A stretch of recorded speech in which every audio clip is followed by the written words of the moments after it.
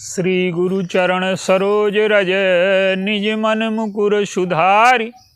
वर्णहु रघुबर विमल जस जो दायक फल चार। बोलिए सियावर रामचंद्र की जय। सिय राम मैं सब जग जानी, करऊं प्रणाम जोर जुग पानी। आइए, जीवन की भाषा क्या है और हम लोग एक दूसरे की भाषा क्यों नहीं समझ पाते। भाषा का संबंध शब्दों से नहीं है, भाषा का संबंध स्थिति से है। जैसे संत है, शास्त्र है, इनकी भाषा समझना बड़ा कठिन है। कैसे?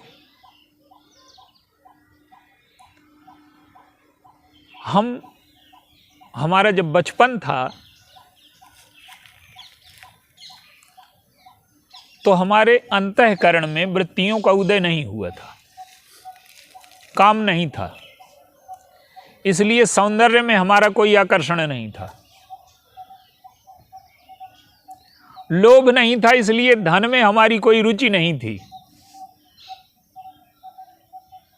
अहंकार नहीं था, इसलिए पद में हमारी कोई रुचि नहीं थी। हमारे जीवन में खेल और खिलौने सबसे महत्वपूर्ण थे।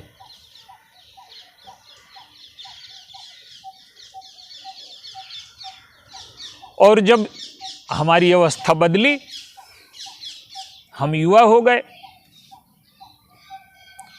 तो अब वासना का उदय हुआ, काम का उदय हुआ, तो सौंदर्य की खोज में लग गए। सौंदर्य और देह, अब खिलौने छूट गए, खिलौनों का अर्थ खत्म हो गया, खिलौनों की जो भाषा थी वो छूट गई। अब हमारा रस किस में हुआ? सौंदर्य में, काम में, देह में। अब धन में रस आ गया, अब पद में रस आ गया, सत्ता में रस आ गया, शक्ति में रस आ गया, अहंकार में रस आ गया।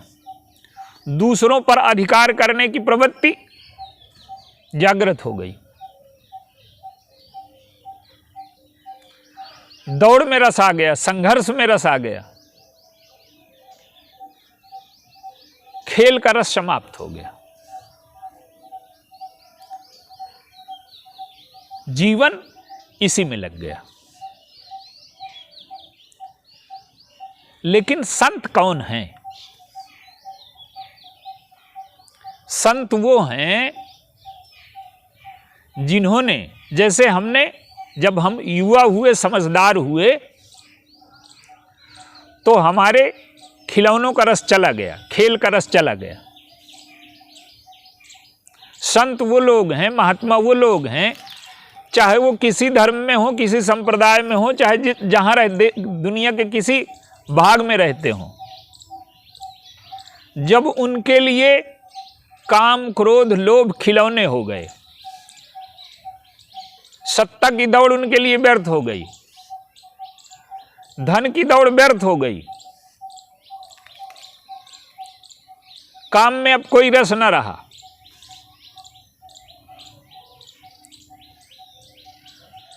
मानस में संकेत है कि रमा विलास राम अनुरागी और तजत बमन जिमि नर बड़ भागी। जो रमा का विलास है, माने भोग विलास जो हैं, राम अनुरागी क्या करते हैं कि इसको ऐसे छोड़ देते हैं जैसे कोई उल्टी को छोड़ देता है। तो त्याग और वैराग्य दो अलग अलग चीजें होती हैं। त्याग उसे कहते हैं जब हम बुद्धिपूर्वक किसी वस्तु को छोड़ देते हैं, और वैराग्य उसे कहते हैं जब मन से वो वस्तु छूट जाए। तो जब उल्टी हो गई, तो जो हमने किशमिश खाई, जो अच्छा अच्छा भोजन किया था, तो उसको किसी को दिखाते हैं क्या? तो जो लोग भी संत हो गए, उनके जीवन में त्याग का दिखावा नहीं रहेगा, वो बहुत सामाजिक कार्यों में नहीं रहेंगे, समाज कल्याण का कार्य उनका नहीं है। उनका कार्य है जो उन्होंने पाया है अपने जीवन में, जिससे ये सारी चीजें व्यर्थ हो गई, खेल हो गई। संसार माया है, ये सबको समझ में नहीं आता। लोग कहते हैं, हमारे घर के में किसी की मृत्यु हो गई तो दूसरे लोग समझाने आएंगे कि ये सब माया है। यही विरोधाभास है हमारे जीवन का। वो समझते नहीं है कि माया है, वो भी संसार को सत्य मानते हैं, पर हमें वो समझा रहे हैं। और जब उनके घर में मृत्यु होगी तो हम जाएंगे उनको समझाने।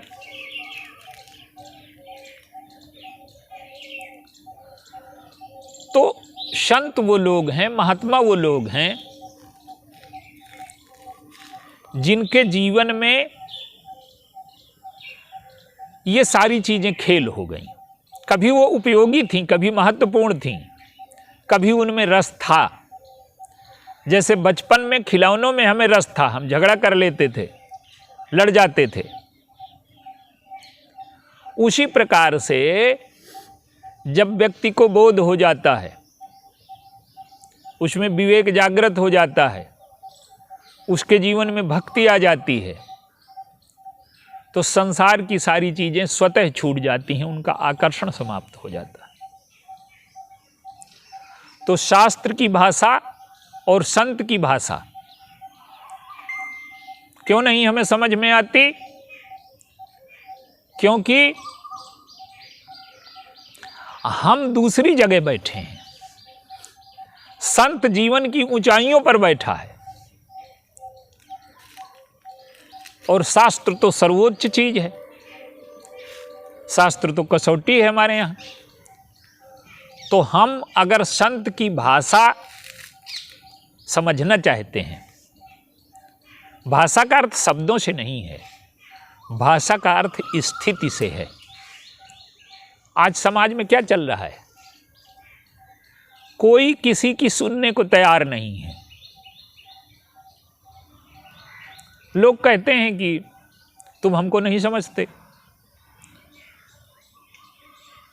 पति पत्नी से कहता है कि तुम मुझे नहीं समझती, पत्नी पति से कह रहा है, पत्नी कहती है कि तुम मुझे नहीं समझते।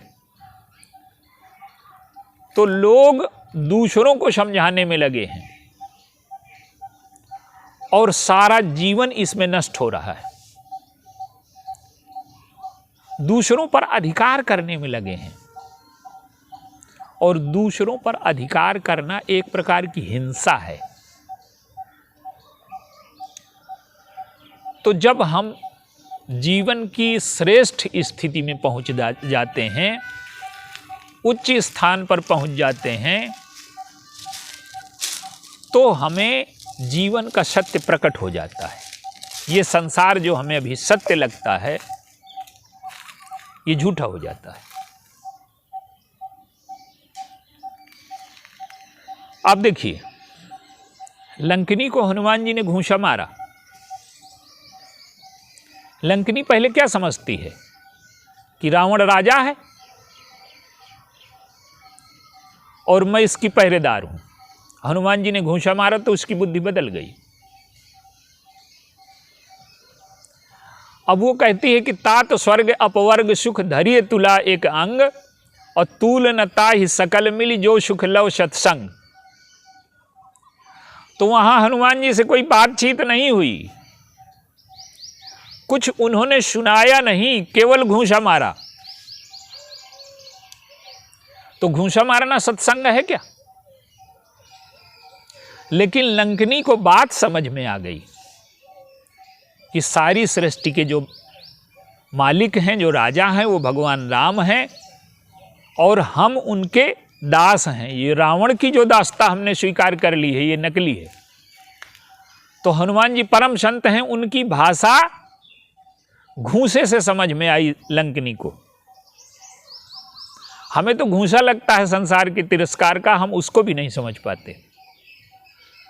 तो ये जीवन की स्थिति जैसी हमारी होगी, स्वार्थ में बैठे हुए व्यक्ति को चाहे जो कुछ आप बताओ वो उसको समझे में ना आएगा। तो जो जीवन की भाषा है वो अंतःकरण से आती है। बाहर की भाषा ठीक है, वो बनावट है, तो हम शास्त्र को, संत को तभी समझ सकते हैं जब हमारे अंतःकरण में कुछ न कुछ पवित्रता हो, हमारा उद्देश्य पवित्र हो, हमारा लक्ष्य क्या है। जब ईश्वर को पाना हो, जीवन की उच्चता को पाना हो, जीवन की पूर्णता को पाना हो, दुख से मुक्ति पाना हो, हम संत के पास भी जाते हैं तो उल्टी भाषा लेकर के जाते हैं। अब देखिए, संत ने जिस संसार को त्याग दिया उसे अच्छा नहीं मानता, वही पैसा, वही रुपया उसके चरणों में हम चढ़ाएंगे, तो ये संत के वैराग्य का और त्याग का अपमान है ये। और उससे मांगेंगे क्या? उससे वही मांगेंगे जो उसने व्यर्थ समझ करके छोड़ दिया है। तो अपनी श्रद्धा और संत के जीवन का हम अपमान करते हैं। ये हो जाए, वो हो जाए, ठीक है, वो भी होता है, वो उसका एक पक्ष है, लेकिन मूल पक्ष वो नहीं है। तो हमारे जीवन की जो भाषा है, जो शास्त्र की भाषा है, दोनों में बहुत अंतर है। तो जैसे बचपन में खिलौने मूल्यवान थे, सारी चीज़ों का कोई मूल्य नहीं था, उसी प्रकार से जैसे हमारे जीवन में खिलौने छूट गए, उसी प्रकार से जब ये काम, लोभ, अर्थ, सत्ता, संघर्ष, इनका मूल्य हमारे जीवन में समाप्त हो जाए और ये व्यर्थ लगने लगे, तब हमें संत की भाषा, शास्त्र की भाषा समझ में आएगी और उसी से हमारा जीवन धन्य होगा, पूर्ण होगा। बोलिए सियावर राम।